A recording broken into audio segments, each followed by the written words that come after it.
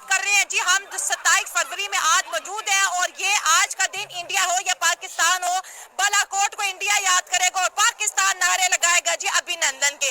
अगर हम बात करें 2019 से मोदी साहब को दो एडवांटेज हुए, एक तो बालाकोट एयर स्ट्राइक के बाद इलेक्शन जीते और दूसरी सबसे बड़ी विक्ट्री जो उन्होंने वादा किया था, अगर मुझे 2019 में दोबारा गवर्नमेंट मिलती है तो मैं कश्मीर से आर्टिकल हटाऊंगा, उन्होंने वो हटाया भी। लेकिन एक बात यहाँ पर आ जाती है जिसपे आज भी पीटीआई को यहाँ पे बहुत ज्यादा ट्रोल किया जाता है कि खबर आई थी, फोन आया था मोदी साहब का कि 8 बजे से पहले पहले अभिनंदन को छोड़ दो वरना बॉर्डर पे फौजें आने वाली है। इस चीज को लेके सरफराज अयाज ने भी ट्रोल किया कि माथे पर पसीने थे, जनाब के टांगे कांप रही थी और कह रहे अभिनंदन को रिलीज करने वाले हैं। सर, आज हम दो चीजों पे डिस्कस करेंगे या दो टॉपिक्स पे डिस्कस करेंगे। एक, आप जानते हैं कि 26 फरवरी गया है और उस दिन जो है वो आपके यहाँ से स्ट्राइक की गई थी और आपके यहाँ के पायलट अभिनंदन जी जो है वो हमारे यहाँ मेहमान बने थे और हमने उनको चाय पिलाई थी।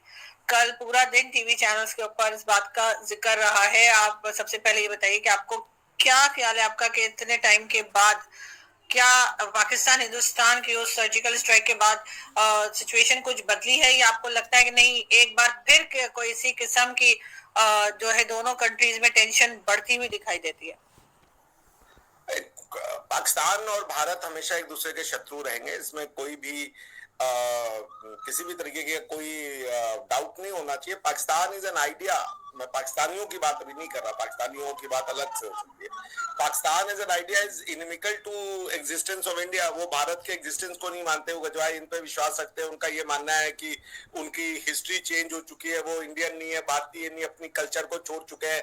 हिंदी में कुछ अरबी और फारसी शब्द डाल के और उसकी स्क्रिप्ट को जो है वो उर्दू अरबी वाली स्क्रिप्ट लिख करके वो उस लैंग्वेज की नाम भी चेंज कर चुके हैं। तो वो एक अजीब सी गफलत का शिकार है, एक अजीब सी कंफ्यूजन का शिकार है, जिससे कि जब तक वो लड़ेंगे नहीं खुद से, उनके यहाँ कोई रेनेसांस नहीं आएगी, कोई उम्मीद नहीं है, तब तक वो लड़ते ही रहेंगे। क्योंकि उनके पास जब भी आर्गुमेंट नहीं है और उनके साथ जब आर्गुमेंट नहीं होता है, उनके साथ कुछ गलत होता है या उनको जो लगता है कि उनके साथ गलत हुआ है, दे रिजॉर्ट टू फोर्स। जैसे वो कश्मीर के मुद्दे को सॉल्व करने के लिए, चूंकि उनके पास कोई आर्गुमेंट नहीं है, आर्गुमेंट्स में दम नहीं है, लीगल फोरम में भी वो जीत नहीं सकते, तो वो क्या करते हैं कि they have started resorting to force. और वो फोर्स के कई प्रकार हो सकते हैं।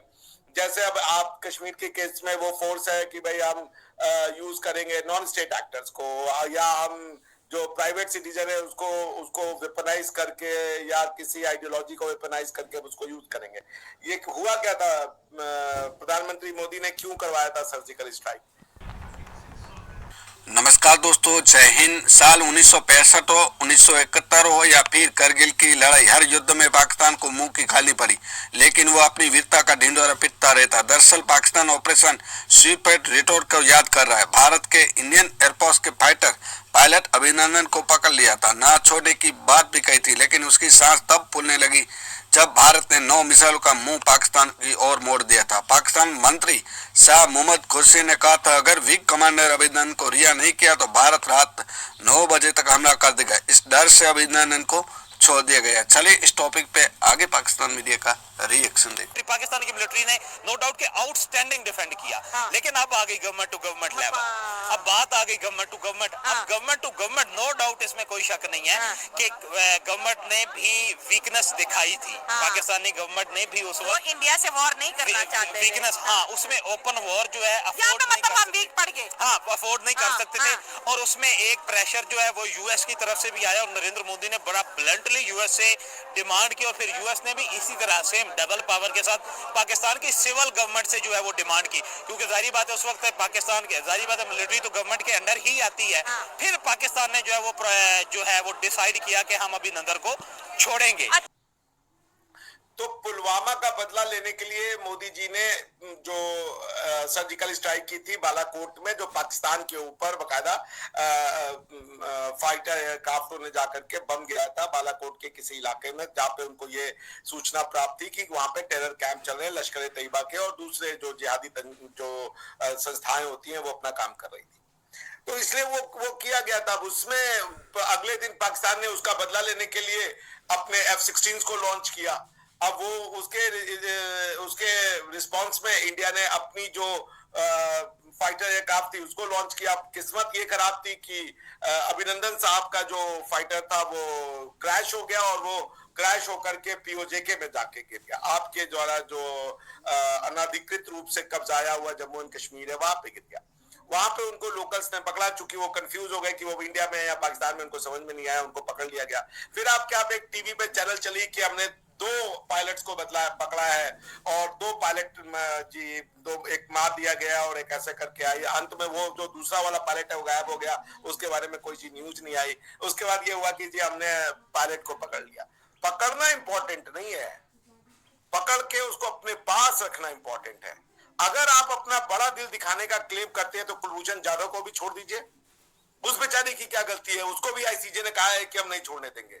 लेकिन आपको ये क्या नाम है, चूंकि ये एक सरकारी ऑफिसर थे, एयरफोर्स के ऑफिसर थे, प्रधानमंत्री मोदी जी ने साफ साफ स्टेटमेंट दिलवा दिया कि पाकिस्तान से कह दीजिए कि या तो 9 बजे तक अभिनंदन जी हमारे घर आएंगे या पाकिस्तान अगली सुबह नहीं देखेगा। और ये आपके मंत्री का स्टेटमेंट मैं कोट कर रहा हूं कि उन्होंने कहा, पैर कांप रहे थे आपके सेना अध्यक्ष के, और वो कह रहे थे कि भाई इसको छोड़ दो वरना ये बवाल मचा देगा, मोदी का कोई भरोसा नहीं है। आप ये कह रहे हैं कि गुडविल जेस्चर था, अब गवर्नमेंट का फेलियर था। अब गवर्नमेंट मोदी के प्रेशर में आ गई ना, गवर्नमेंट मोदी के प्रेशर में, उस वक्त की गवर्नमेंट मोदी के प्रेशर में आ गई। गवर्नमेंट में और मिलिट्री का जो फेलियर होता है ना, उसको आप लोग सेम कंपैरिजन नहीं करते। गवर्नमेंट हर जगह पे गवर्नमेंट जो होती है, गवर्नमेंट वीकनेस में भी चली जाती है और गवर्नमेंट जो है अबव द बोर्ड भी चली जाती है। अबव द बोर्ड जहाँ पे गवर्नमेंट चले, क्योंकि मिलिट्री को तो अपना नाप तोल होता है ना। पाकिस्तान की मिलिट्री को अपना नाप तोल पता है, इंडियन मिलिट्री को अपना नाप तोल पता है कि अगर हम लोग ओपन वॉर की तरफ जाएंगे तो we will face the consequences for beyond the border. हमें बियॉन्ड द बॉर्डर कॉन्सिक्वेंसेस जो वो फेस करने पड़ेंगे। और सिर्फ ये पाकिस्तान और इंडिया में नहीं होगा, ये हमसाय ममालिक जितने होते हैं उनकी तरफ भी चला जाएगा। बिल्कुल। अब ये मामला अब अगर इंडिया की बात करें तो इंडिया का डिफेंस भी पाकिस्तान से बहुत बड़ा है। इंडिया के पास एयरफोर्स भी पाकिस्तान से बड़ी। इंडिया का डिफेंस बजट पाकिस्तान से 5 गुना जो है बड़ा है। लेकिन अभिनंदन इस वाक्य के बाद इंडिया में हीरो माने जाने लगे कि पाकिस्तान गए, पाकिस्तान इनको रिलीज किया, मोदी के 8 बजे की वार्निंग और पाकिस्तान गवर्नमेंट का फेलियर। दोस्तों ये स्टोरी है G20। देखिए, अगर आपने किसी के पायलट को पकड़ लिया तो वो प्रिजनर ऑफ वॉर होता है और प्रिजनर ऑफ वॉर को छोड़ना ही पड़ता है। तो मेरा ख्याल है कोई भी गवर्नमेंट होती है, यानी इमरान खान होता या कोई और गवर्नमेंट भी होती, जो उस वक्त उन्होंने बेहतर समझा डिसीजन लिया, मेरा ख्याल ठीक था वो, और वो ऐसा ही होता है। छोड़ना तो आपको है ही है, अगर आप अपनी फेवर में रख के वो छोड़ दें तो वो ज्यादा बेहतर है। जंग की सूरत हाल भी जन्म ले सकती थी। अगर कभी कोई जंग की सूरत हाल हो तो क्या we are ready to fight? अब जो अब का दौर है, शायद क्योंकि किसी भी कंट्री को जंग के लिए रेडी होने के लिए सबसे पहले इकोनॉमिकली उसको बहुत स्ट्रॉन्ग होने की ज़रूरत होती है।